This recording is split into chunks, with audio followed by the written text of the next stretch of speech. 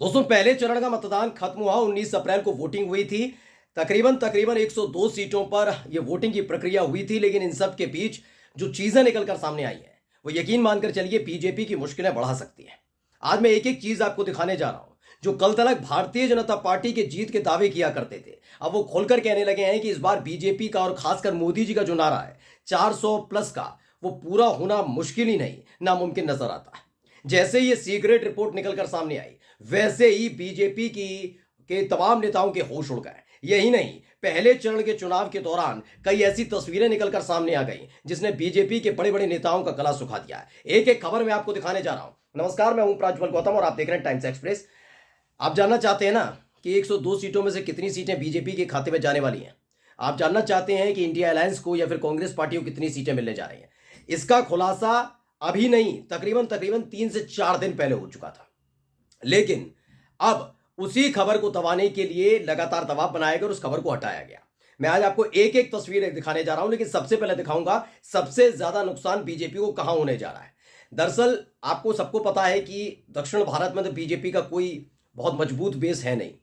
हाँ, कर्नाटक में सरकार बना लेते हैं, लेकिन वहां पर भी उनके हालात ठीक नहीं चल रहे। ऐसे में पूर्वोत्तर का जिक्र जरूर होता रहा। पूर्वोत्तर इसलिए क्योंकि पिछली साल ही त्रिपुरा और नागालैंड में इनकी सरकार बनी थी। लेकिन आज की जो हालात मैं आपको दिखाऊंगा, इसे देखकर आप सन्न रह जाएंगे। और ये सब हुआ है मणिपुर में हुई हैवानियत के बाद। बीजेपी की जो हरकतें थी, उनके नेताओं की हरकतें थी, उस पर चुप्पी साध लेना और जब जब सवाल पूछा जाना कि आपकी सरकार मणिपुर में है और उसके बावजूद वहां पर ये सब हो रहा है, तो दूसरे राज्यों का बखान करना कि दूसरे राज्यों में क्या क्या हो रहा है, वहां जाकर देखिए। ये इस चीज ने मणिपुर की जनता ही नहीं बल्कि नॉर्थ ईस्ट में बीजेपी के खिलाफ माहौल बनाया। ये मैं आपको दिखाने जा रहा हूं। सबसे पहले मणिपुर की ये वीडियो देखिए।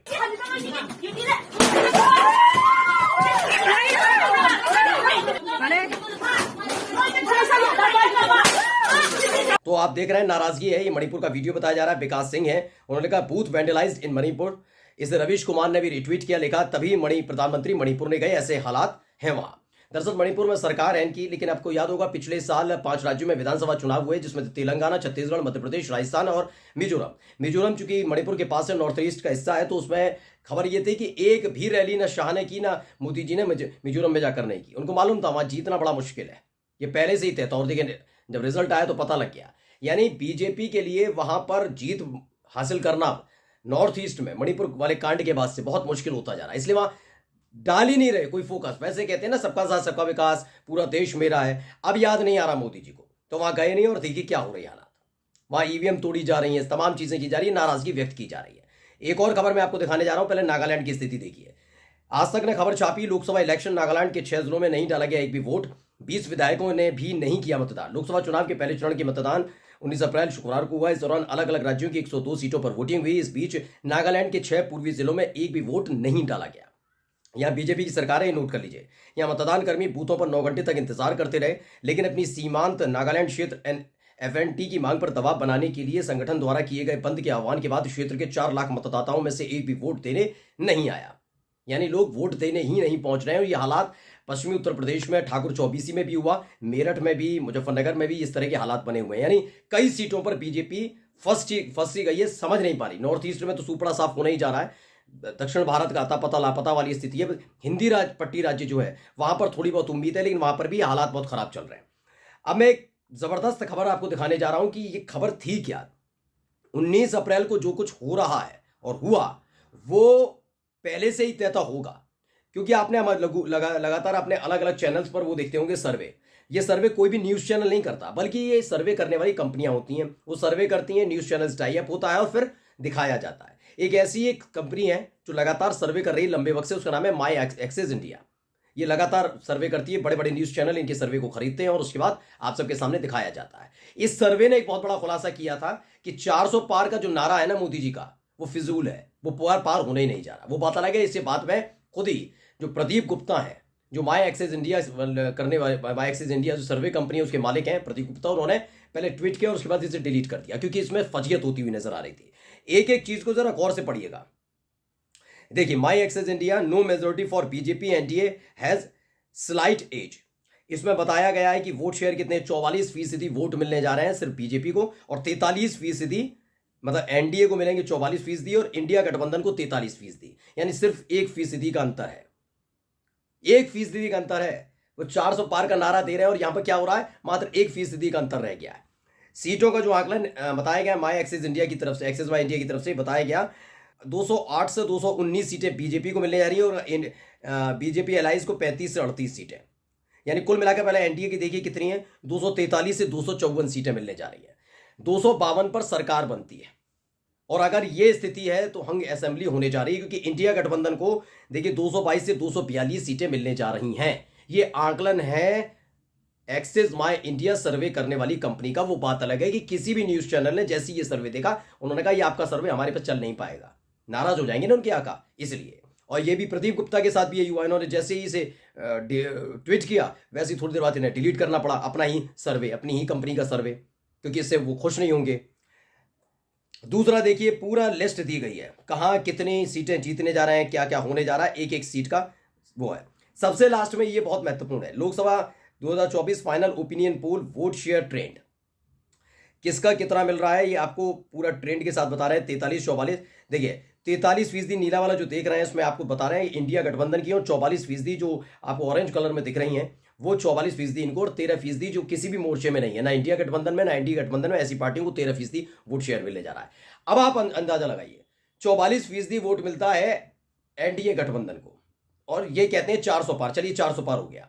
अब 400 पार होगा तो मात्र 150 सीटों में 43% तो वोट होंगे नहीं, यानी कांटे की टक्कर देखने को मिल रही है। मैं अभी नहीं कह रहा हूं कि इंडिया गठबंधन सरकार बनाने जा रही है, लेकिन खेल बड़ा होने जा रहा है। पहले क्या कुछ कह रही है सुप्रिया श्रीनेत, इनको भी सुनिए।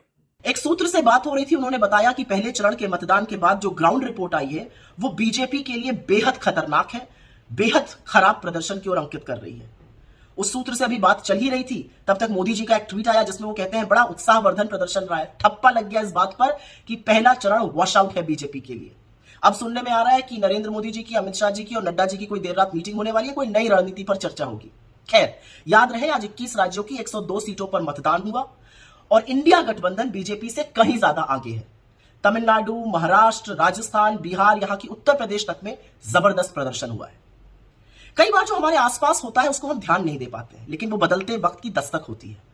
एक्सिस माई इंडिया के प्रदीप गुप्ता का उस ट्वीट को डिलीट करना जिसमें साफ तौर पे ये लिखा था कि 13 राज्यों में बीजेपी अपना जनाधार खो रही है, या बीजेपी के सांसदों का खुलेआम ये कहना कि मेहनत करो, कोई मोदी की वेव नहीं है, उस बात की पुष्टि करता है जो हम लगातार कह रहे हैं।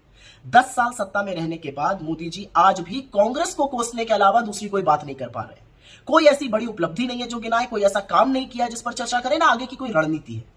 असल में तो इंटरव्यू से लेकर चुनावी रैली तक वो बेहद ऊर्जा विहीन, थके हुए और उबे हुए लग रहे हैं। कभी कभी तो उनको देखकर ऐसा लगता है कि उम्र का तकाजा हो, ऐसा लगता है कि जैसे किसी बूढ़े आदमी को जबरदस्ती ठेला जा रहा हो। ना रैलियों में तालियां बज रही हैं, ना इंटरव्यू से कोई बड़ी सुर्खी, बड़ी हेडलाइन निकल रही है जो नैरेटिव सेट कर पाए, वही घिसी पिटी बातें।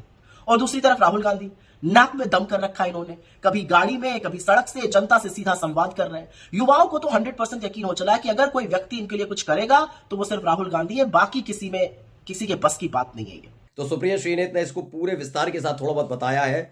इन्होंने बताया बीजेपी का ग्राफ साउथ में साफ होने जा रहा है, मैं पहले ही बताया, नॉर्थ में हाफ। इस सूत्र ने बताया कि पहले चरण के मतदान के बाद बीजेपी के लिए ग्राउंड से बेहद खराब प्रदर्शन खबरें आई।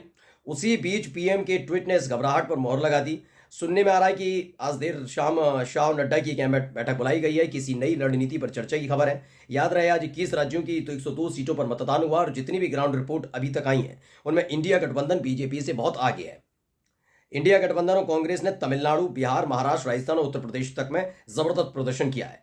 जो आस पास हो रहा है वो बदलते वक्त का प्रतीक है। क्या है? एक्सिस माई इंडिया के प्रदीप गुप्ता को अपना वो ट्वीट डिलीट करना पड़ा जिसमें बीजेपी 13 राज्यों में अपना जनाधार खो रही है। बीजेपी प्रत्याशियों का खुलेआम यह कहना है कि मेहनत करनी पड़ेगी क्योंकि कोई मोदी फैक्टर नहीं है। आपको मैंने दिखाया भी था, नवनीत राणा जो महाराष्ट्र की अमरावती सीट से प्रत्याशी हैं बीजेपी, वो खुद कहती हैं कि मोदी की लहर नहीं है, अपने आप मेहनत करके आओ। उसी बात की पुष्टि करता है जो हम लगातार कह रहे हैं। 10 साल सत्ता में रहने के बाद नरेंद्र मोदी के पास आज भी कांग्रेस को कोसने के सिवाय कुछ और नहीं है। कोई ऐसा काम नहीं किया जिनको गिनाए, कोई बड़ी उपलब्धि नहीं जिस पर चर्चा करें। इंटरव्यू से लेकर चुनावी सभाओं में भी मोदी बेहद थके, उबे और ऊर्जा विहीन नजर आ रहे हैं। शायद उम्र का तकाजा हो, ऐसा लगता है जैसे एक बुजुर्ग आदमी को जबरदस्ती ठेला जा रहा है। ये मैं इन सब बातों में विश्वास नहीं करता, ये तो तमाम चीजें अपना करने का चीज है। लेकिन फिलहाल ये 2-3 चीजें तो जिसका जिक्र इन्होंने किया बिल्कुल ठीक है। नॉर्थ में हालत खराब है इनकी, साउथ में है नहीं। माई एक्सिस इंडिया को बताता है 13 राज्यों में बीजेपी अपना जनाधार खोने जा रही है। ये बात सच है, मैंने आपको दिखा दिया पूरा सर्वे। यानी बीजेपी के लिए पहला चरण ही साबित कर चुका है कि अगले 6 चरण उनके कैसे होने वाले हैं, और यहीं से टेंशन बढ़ गई बीजेपी की। नमस्कार।